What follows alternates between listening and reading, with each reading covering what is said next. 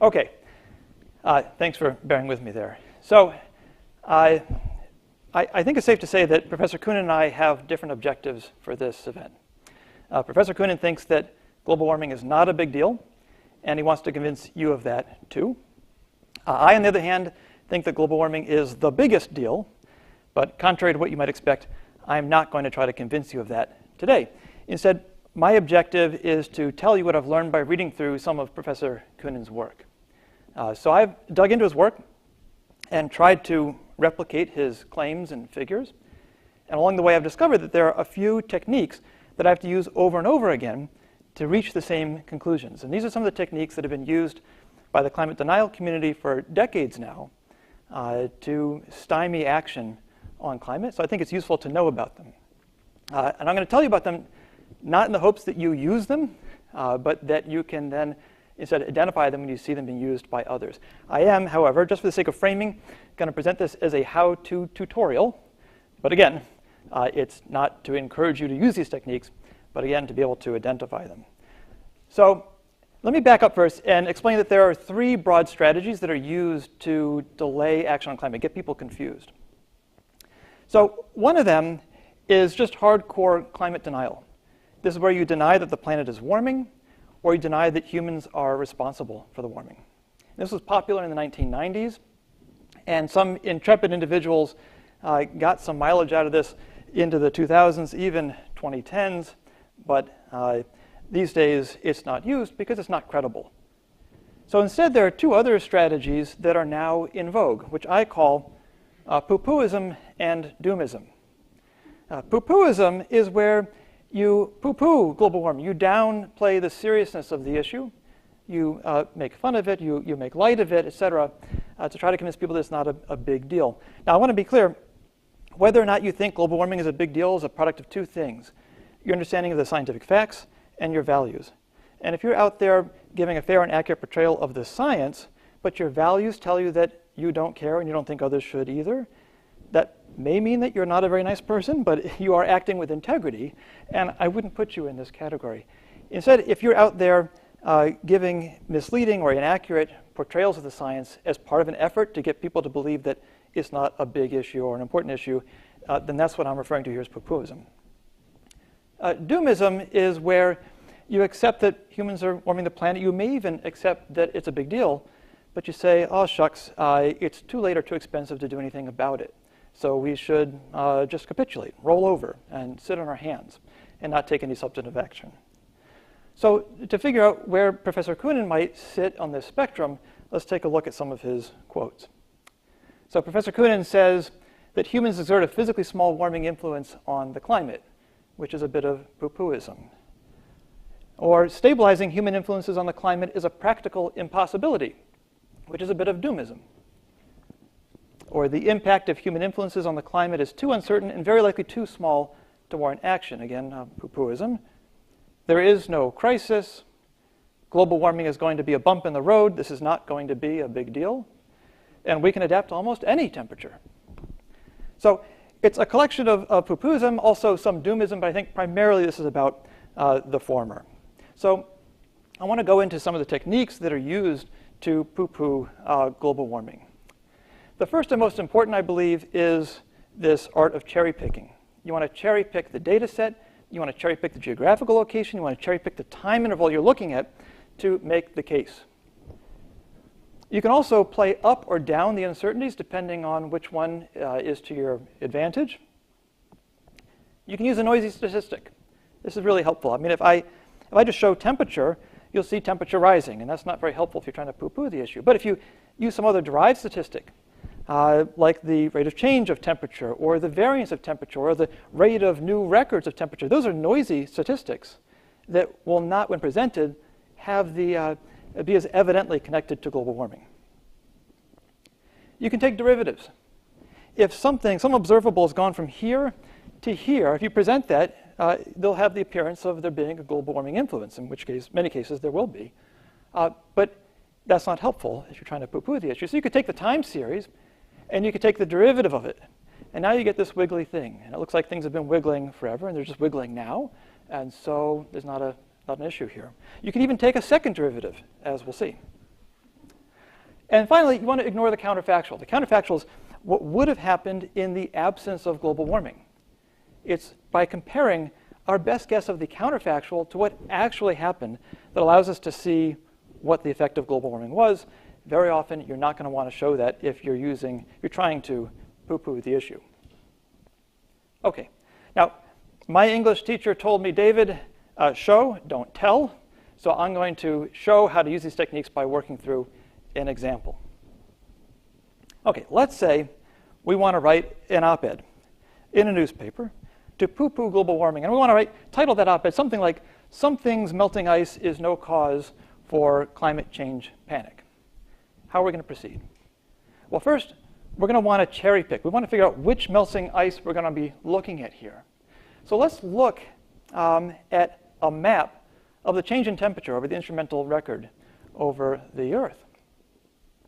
So here it is. I've taken the instrumental record, 1895 to 2018. I've split it into two halves, taken the mean of those two halves, and taken the difference. So this is the change in temperature between those two halves over the Earth. And you'll notice, global warming, obviously, but there's also a spot that hasn't warmed. It's the well-known warming hole in the North Atlantic.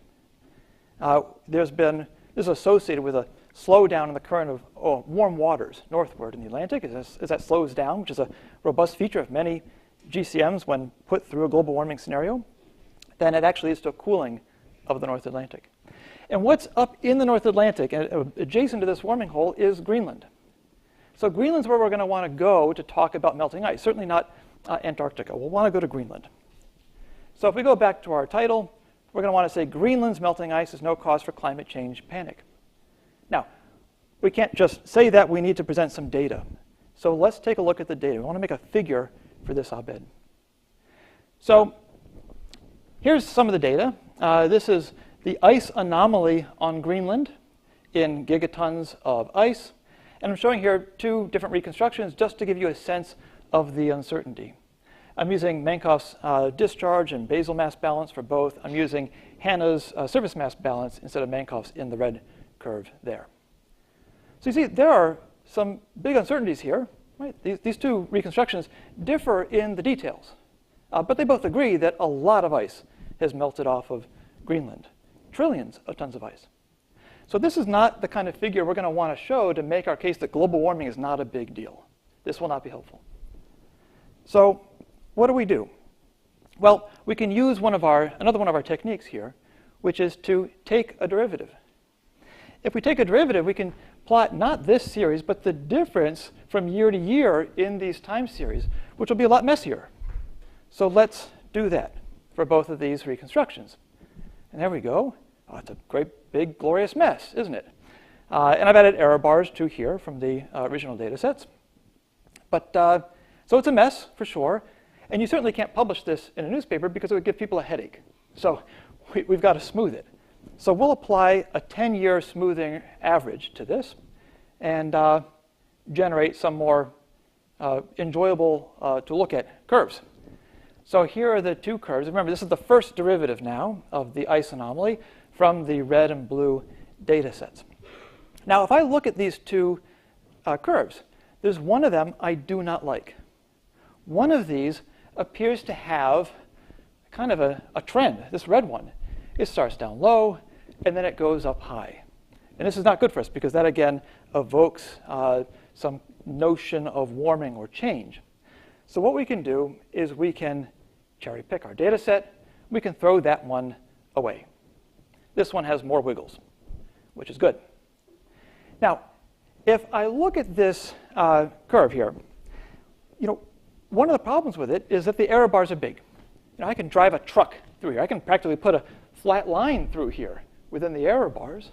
And that won't be very helpful if I'm trying to convince people that this thing has been wiggling consistently for a long time. So what I do is I can play down the uncertainties. I can artificially reduce the error bars. And you might say, David, well, how can you do that? You can't just change the error bars. But the neat thing is that if you're submitting to a newspaper, the editorial staff don't ask you how you calculated your error bars. So you can get away with a lot of things here, including just reducing them like this. OK, so now we've got smaller error bars. We've got more wiggles that look like they're quite certain.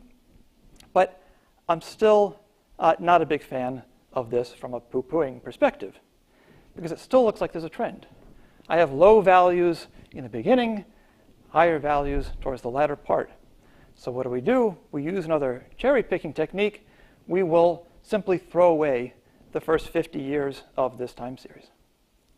And that leaves us then with this, which is pretty good, only I don't like this reference line being here because it reminds me that this is all melting. Greenland's not gaining anything, it's melting consistently.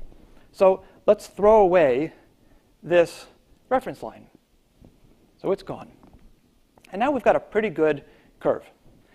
We look at this and we see that there have been wiggles throughout time. The wiggles now are the same as the wiggles before. This is fairly compelling, but we can do even more. We can take another derivative. If we look at this data set, which is, remember, we've used a 10-year smoother to this. If we look at this and we stand back and we squint, we see that in the last several years, the slope of this first derivative is sort of kind of negative. And that sort of kind of negative second derivative is a wonderful thing for us because it allows us to add a subtitle to our op-ed. Instead of just Greenland's melting ice is no cause for climate change panic, we can now say the annual loss has been decreasing, negative second derivative, in the past decade, even as the globe continues to warm. It sounds like we've got a major contradiction here. So indeed, as Professor Koonin mentioned, he published a piece in the Wall Street Journal. Here is the same exact figure from the same exact data right here. The casual reader looks at this and says, this thing has always been wiggling. The wiggles now are the same as before. And oh yeah, look, it's coming down. Whatever this thing is coming down when it should be going up because we have global warming. So this is, I would say, quite a masterpiece. But what's the real story here? The real story, of course, is that Greenland has lost trillions of tons of ice. And we know as we continue to warm the planet, we're going to be driving Greenland to lose even more ice. So that's the story. And I want to impress upon you, Greenland is a big place. It has the same area as the West, from California to New Mexico up to Montana, over to Washington.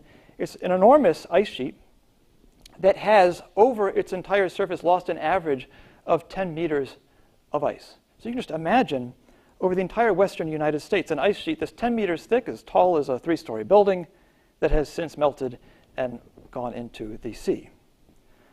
More worryingly, we think that we are approaching, or maybe even beyond the point of no return for the Greenland ice sheet. And that's quite disturbing. It means that the amount of warming we've caused is getting close to, or approaching, the amount of warming that will eventually, could eventually doom the Greenland ice sheet to losing most of its mass. If it did lose all of its mass, of course, that would raise sea level by about 7 meters, or about 20 feet, transforming the planet. So I'll stop there, and if we have time, I can go through other examples.